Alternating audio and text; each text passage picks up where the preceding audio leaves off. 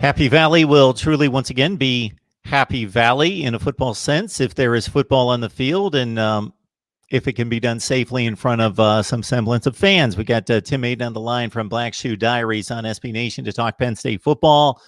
Please like, comment, share the videos on social media, and subscribe right here to Mark Rogers TV, the voice of college football. Tim, how you doing? Hanging in there, Mark, just like you. This is actually perfect timing because on Black Shoe Diaries today, we began our 100 days till Penn State football countdown. Today officially marks 100 days till the official start, according to the schedule, September 5th against Kent State at Beaver Stadium. And hopefully it will remain that way. As you know, there's still some uncertainty about how or if there'll be a college football season in the fall and what it's going to look like.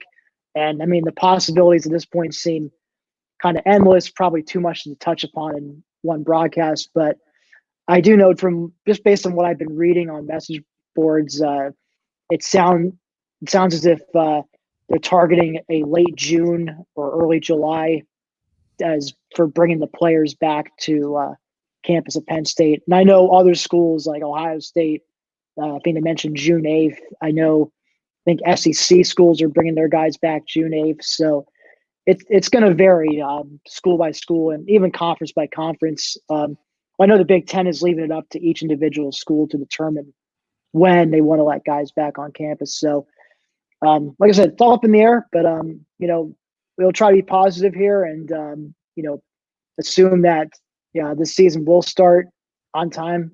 And there are 100 days to go until Penn State kicks off the season.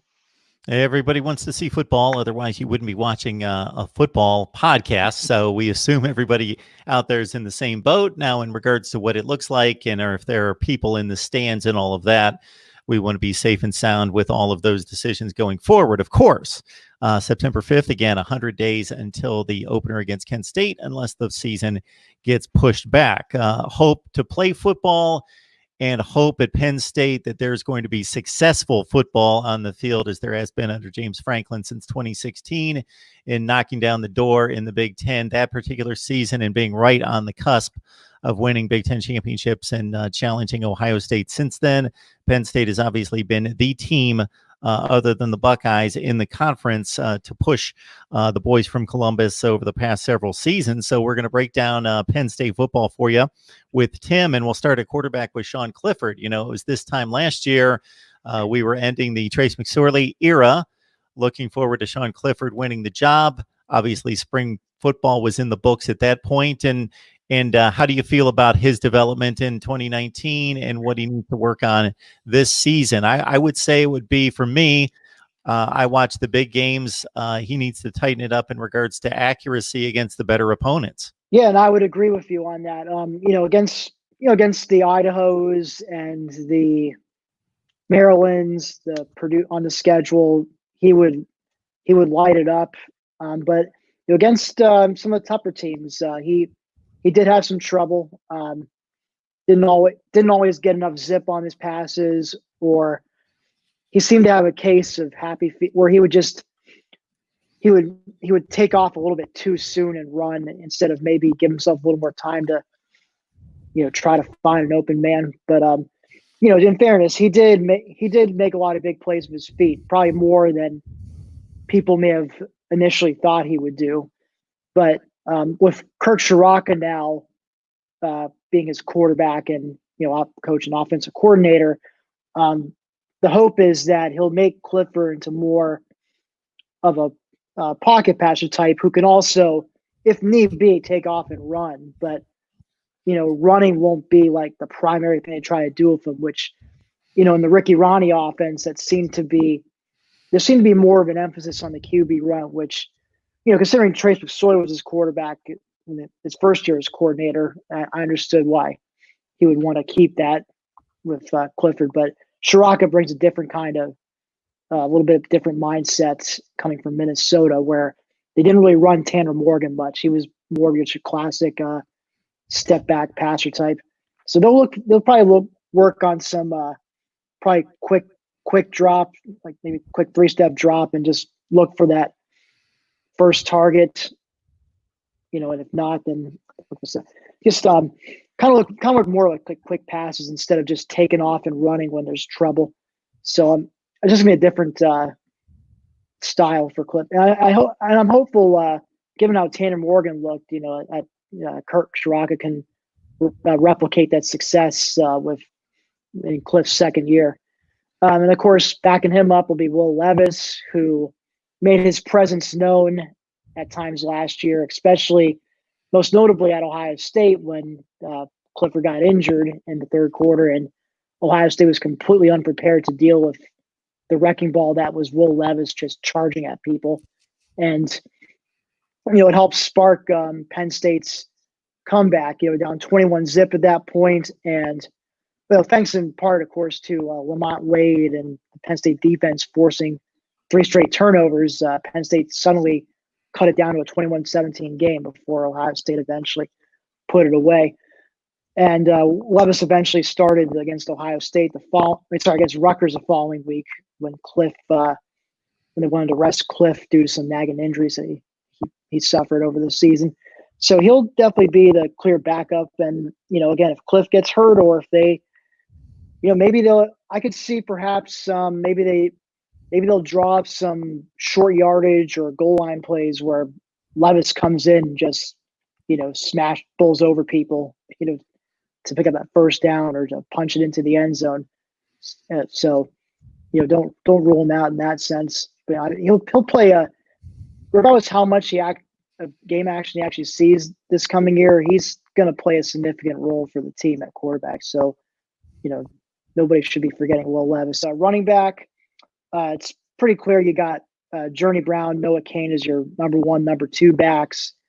Brown, of course, had a tremendous finish to the season, capped off with 202 yards rushing and a pair of 3 touchdowns in the Cotton Bowl on just 16 carries. And, Noah Cain, he's the, Journey is like the lightning, Noah's the thunder. He's not the speediest back, but he's a very steady runner, knows when to cut, just looks smooth when he runs with the ball. And does a great job of just falling forward and picking up those extra yards when you need it. I was rewatching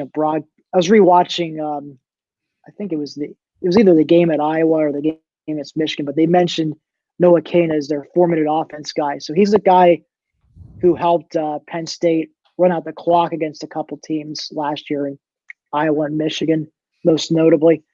So those are your 2 guys. And also keep an eye on Devin Ford. He had several touchdowns last year as a true freshman, and in his first college game against Idaho had an 80-yard dash to the end zone.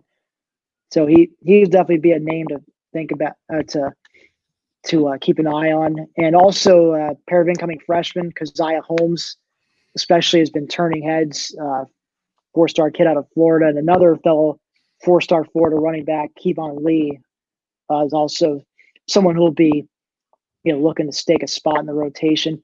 So the Lon boys, there's even though Ricky Slade may have hit the transfer portal, there's no shortage of talent amongst the Lon boys.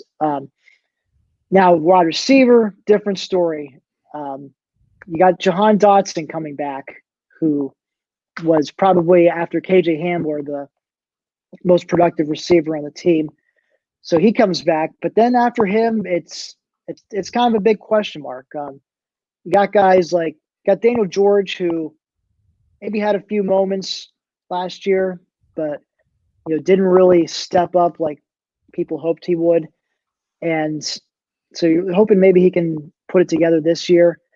And then I noticed in the depth chart, TJ Jones was listed, redshirt freshman receiver out of Florida. He was listed as one of the starting receivers on the spring depth chart. And he's, so that kind of raises an eyebrow. It makes you think he must have been impressing the staff during the winter workouts. And I remember he was a late commit in the 2019 class. And, even though he was a 3-star kid, I mean, I remember, there was a lot of there's praise on him about his speed and his upside. So, if he can, recognize his upside, that would go a long way forward towards, cementing, or making Penn State's receiver core, look better than it has the last couple of years, where it seemed like it was KJ Hamler and then maybe a little bit Jahan Dotson and then, nobody else. So a couple of names to keep an eye on there. They also do bring in a true freshman to keep an eye on, Keandre Lambert. He was an early enrollee, very speedy guy, good hands. He's someone, especially with the lack of depth in that position, he's somebody who could, if he puts it together, he's someone who could maybe be a starter by midway of this season. And Parker Washington, another highly touted freshman coming in. He's more of a slot receiver type, but he has some nice recruiting highlight reels, including a one-handed catch. And the kid's only about like 5'10", 5'11", so, and he makes this great leaping one-handed catch in the end zone in his highlight reel. So someone to keep an eye on too. But that's going to be probably the biggest question mark is receiver. Tight end, it's Pat Freiermuth. I think everybody knows that. Backing him up that'll be more up for grabs. Zach Kuntz, 6'8" guy. He's, maybe the future successor to Freiermuth. They both came in the same class as highly touted recruits. And I believe Kuntz actually was the more prized of the two recruits, although they were both 4 stars, if I recall correctly. And then behind them, you've got Brenton Strange, 4-star recruit from 2019, and then you got incoming true freshman Theo Johnson, another blue chipper tight end out of Canada, and he enrolled early. And I know he was dealing with a shoulder injury from what I've read, so I don't know if he got to do much during winter workouts before coronavirus shut everything down. But Theo Johnson's just a guy to keep an eye on. I wouldn't expect to see him too much on the field this year as a backup, but he's a guy who maybe as soon as 2021 he could work his way into that rotation. So promising talent there behind Pat Freiermuth, who we're all looking forward to seeing play this year. Offensive line is going to be the same, similar starting group to last year. The only starter who's gone is Steven Gonzalez. So you return a very veteran group led by Michael Mennett at center, Rasheed Walker's the left tackle, and then you got Will Fries and Mike Miranda, also guys who have plenty of playing time. So that's so this could actually be the most veteran O-line of the James Franklin era, and it's especially nice that they bring in Phil Troutwine to coach the O-line, a guy who's a young up-and-comer with a great reputation from Boston College. So that about covers the offense. Got Tim Maiden on the line from Black Shoe Diaries. Encourage everyone to jump on over there as football season nears. Hopefully, everybody fingers crossed, but we see hopeful signs and indications based on the rhetoric out there.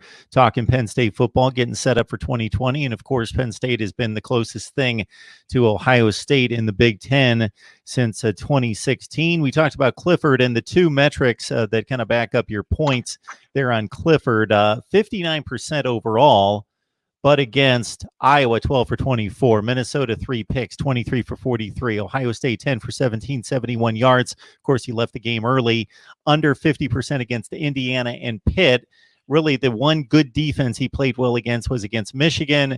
Memphis, that was kind of the formula that Penn State fell into when they could control the line of scrimmage, was give it to that bevy of running backs that are arguably the best in the nation as a group. And he only needed to throw it 25 times, had a really nice game against Michigan, but against Memphis, only 11 of 21 was required in scoring 55 points. And as we mentioned, a tremendous running back room. and KJ Hamler is going to be missed sorely. Pat Fryermuth, one of the best in the business as well. Tim, on defense, top 20 in the nation in yards given up, top 7 in the nation in points given up. And really, the only concerning factor on the defense that we talked about at the time was there was some criticism directed toward the secondary at times.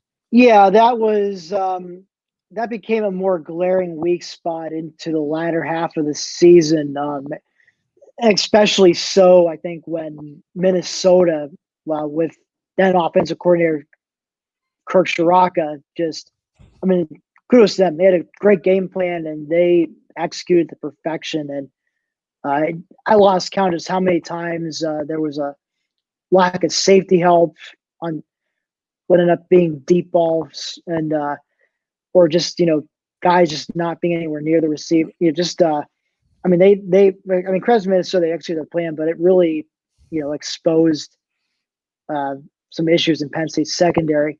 The ball barely hit the ground in that game. I think Morgan went like 20 of 22 or something like that. I think he had more. What was it? I don't know what stat was. He had more of those than he did incompletions. I'll have to look this up after we're done. But he had like 2 or 3 incompletions the whole game. It amazes me actually that Penn State, had Jahan Dotson not fallen on his big catch and run on that last drive. It's amazing to think Penn State had a legit chance to win it at the end. It would have. Actually, I remember thinking during that drive, if Penn State wins this, it's going to feel like a steal because Minnesota, did deserve to win the way they played that day.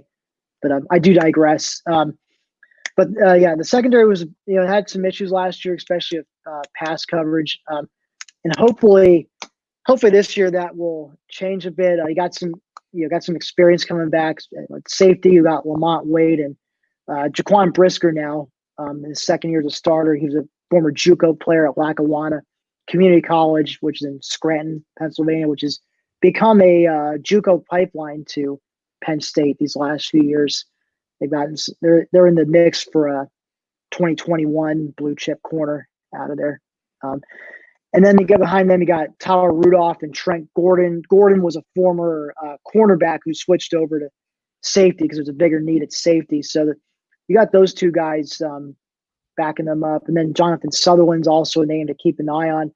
You're hoping you can get a solid 4-man group out of that safety, have a pair of solid backups to Wade and Brisker. And, hopefully, they maybe some changes made to how they handle pass coverage. Again, that's not my job. That's the job of Brent Pry and Tim Banks, the safeties coach at Penn State. And so at corner, interesting story because you got, John Reed is gone and you do get Tariq Castro-Fields back, which is huge. A lot of people thought maybe he would go pro after last year, but he had kind of a disappointing season, and even by his own admission, he came back because he wants to go out with a bang. And it sounds like he had, so from what I've read, he had some lingering injuries throughout the season, so that may have hampered his play during the year. So, here's to TCF having a great senior year, and then at the other side on corner, just looking at the depth chart, Donovan Johnson was listed as a starter next to Castro-Fields. And he was a guy who got injured early last season against Pitt. Never ended up playing the rest of the year. And he's a guy who's kind of a bit forgotten, but he's a very speedy guy. Pretty decent in coverage. So if he can stay healthy, that would be huge. And then backing up those two, you've got Marquise Wilson, who made a very clutch interception against Memphis in the Cotton Bowl when I think Penn State was up by 14 points at that point. So it's not like they were in danger of blowing the game, but there's 5 minutes left. They're driving, they're looking to score a touchdown and keep it a ball game, keep it from, keep themselves alive basically. And They threw what was looking like was going to be another touchdown pass, but Marquise just kind of played it like a receiver and just ended up picking it off. So hoping we can see more of that from him this year. More plays like those. And Keaton Ellis, he was also a true freshman last year, who also flashed at times.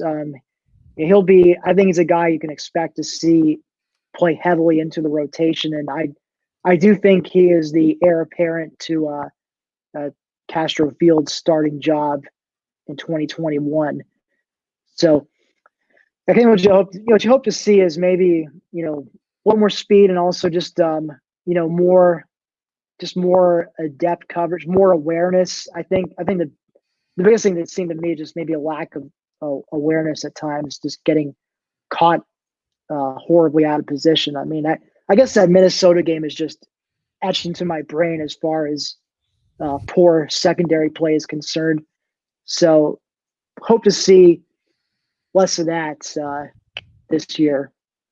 And I guess on the other spots on the defensive side of the ball, it's linebacker. That's probably the biggest strength for this defense coming into this year, led by none other than Micah Parsons, who, like Pat Freiermuth, he's being projected as a future NFL first-round pick for next year, and with good reason. He's just an athletic freak. I mean, he wears LeVar Arrington's patented number 11, so they don't just give that out to any defensive player on the team. You got to earn that number 11 jersey. So, but he had a tremendous performance in the Cotton Bowl.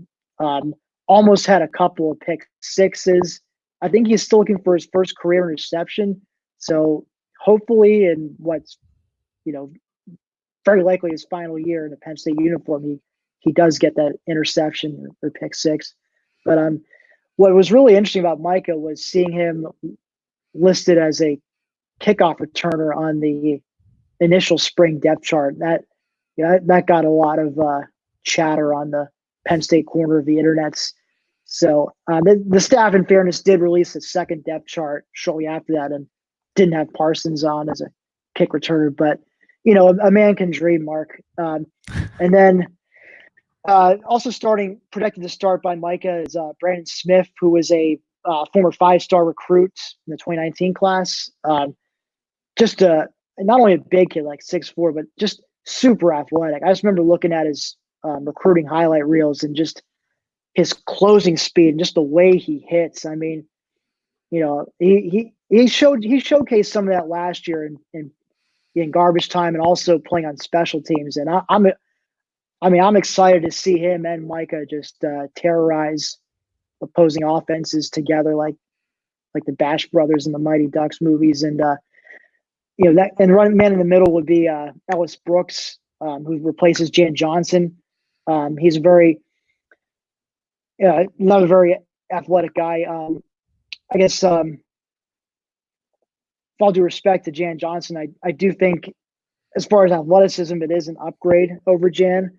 I guess the question is whether it'll have, as a middle linebacker, you're sort of like the quarterback of the linebacking core. Like, you're trying to kind of read what the offense is lined up in, and maybe anticipate there's going to be a run in certain direction, or they're going to try to throw, and maybe you just stay back in coverage. You got to relay that to your teammates. So, we'll see if Brooks can do that as well as Jan did. But behind them, though, what really excites the linebacker also is not just the starters, but the depth behind them. You got Lance Dixon, who was in the same class as Brandon Smith, another blue chip linebacker, Jesse Luketa. Also, he had his moments last year too, and he's a backup. I mean, he'd be a starter on probably a bunch of other D1 programs, but at Penn State he's a backup. And then I got another guy, Charlie Katcher, who came in the same class as Jesse Luketa and Parsons in the class 2018. Not as highly touted, but he's a guy. He's has that. I guess you have that stereotype like scrappy, Pennsylvania kid. Not the most highly touted guy, but he works hard. He he's always in position and ready to make a play. So I'm excited to see that. And then I'd be remiss if I didn't mention incoming freshman Curtis Jacobs. He was the most highly rated recruit in the 2020 class. 24/7's rankings had him as a five. Wasn't a composite 5-star, but the 24/7 ranking had him as a 5-star. So the composite I know is derived from 24/7 and Rivals, and I think ESPN, so a few sites. But I know 24/7's own rankings had him as a 5-star linebacker, the second best linebacker in the country. So he looks like the potential successor to Micah after 2020. And then D-line, that's going to be it'll be interesting to see. Shaka Toney, thankfully, is coming back on the one defensive end. So you get an experienced fifth-year senior who has definitely flashed at moments last year. You'd like to see a more consistent pass rush overall from the D-line. And I think Jason Owe being projected to take over Yetur Gross-Matos' spot could be the remedy. Owe had he's like the quickest of the defensive ends, and he showcased that last year. Most notably, I remember against Michigan State, he forced a fumble at one point in the second half when Michigan State was trying to drive and get back into the game. That effectively shut the door on any comeback possibility for the Spartans. So he'll be called upon as a starter in all likelihood. And then behind him, another thing to keep in the memory bank is Adisa Isaac. He was a highly touted freshman last year, and the staff has raved about his natural athletic ability. So it sounds like maybe after this year you may have a starting defensive end duo of Owe and Isaac, which could be a pretty deadly combination down the road. So you got them, and then defensive tackle, you've got Tonio Shelton, PJ Mustipher, who've got those starting spots locked up. Behind them, you'd like to see a little more. You'd like to see some guys step up. Fred Hansard has been a good backup at times, but you'd also like to see. After that, it's kind of up in the air. You got Judge Culpepper, maybe Hakeem Beeman, Damian Barber. Some guys just need to step up. There's not much that's known behind Mustipher and Shelton besides Fred Hansard, who's seen a significant amount of playing time. So you'd like to see some of the younger guys step up as backups behind them. So defensive line, you've got a mix of things to be excited about and also some reasons for concern. There you go, folks. There's your Penn State football preview for 2020. You're set inside 100 days for the personnel breakdown right there from Tim Aiden from Black Shoe Diaries. Jump on over there for Penn State football coverage on a daily basis. Penn State athletics across the board, of course. I hate to simplify this, Tim, but we know what the deal has been for the last 4 years. Beat Ohio State, win the Big Ten in 2016, lose razor tight, excruciating games. I don't want to have you live through them again in 2017 and 18. Don't win the Big Ten championship. Had you won those games, you beat Ohio State, you break through the tie, and you get to Indianapolis again. Same thing in 2019. And even though the Buckeyes were the better team, clearly Penn State played Ohio State better than anybody on the schedule. It wasn't even close, as the Buckeyes pretty much throttled everybody else. So not to discount the schedule, because there's a difficult trip to Virginia Tech against a capable opponent there. Iowa's been a difficult out the last 2 years, and you got to deal with the Hawkeyes again coming to Beaver Stadium. The other two Big Ten Western Division showdowns are Nebraska and Northwestern. But if we get chalk, and not to discount Michigan, very talented roster as well, and you're going to have to go on the road to Ann Arbor. But is success merely got to get to Indianapolis? I'd say if there's a year where Penn State's got a reasonable path to Indy, this would be the year. And yes, and I say that with Ohio State in the way of, as usual, but they do get Ohio State in Happy Valley this year, which is why many people are, a lot of people were feeling bullish about, Penn State's chances to upset the apple cart and, knock the Buckeyes out of their what seems like a birth right now to win the Big Ten every single year. Of course, unfortunately, due to this pandemic, we're very unlikely to see the full whiteout magic. I'm guessing there's going to be, and I know Ohio State's talked about is saying like 20 to 50,000 they're looking to bring in. So I'm thinking Penn State's probably going to do something similar. So it's obviously not going to be full capacity crowd, nowhere near it, for obvious safety reasons. Hopefully, even with like 50K instead of 107K, they can still make a lot of noise in that whiteout. Hopefully it's enough to at least get that, create that whiteout magic for the players and make life hell for the Buckeye players and staff, and they can find a way to pull off the upset win. They can do that. I mean, even if they were to trip up at Michigan, which it's in Ann Arbor, and I mean, even though I think Penn State, I've said this I think a bunch of times on your show, but I do think Penn State's the bigger threat to Ohio State at the moment as far as just a program in general. I'm right there with you. But that being said, again, Michigan is right. They're just right there behind Penn. They're right there with Penn State essentially. They're just maybe a couple hairs behind them as far as being the top challenger to Ohio State in the conference. And that's going to be, that's still going to be a very tough game. And it wouldn't surprise me if Michigan won that. Looking for a little revenge after the dropped game-tying touchdown, which would have capped an incredible comeback last year in the whiteout.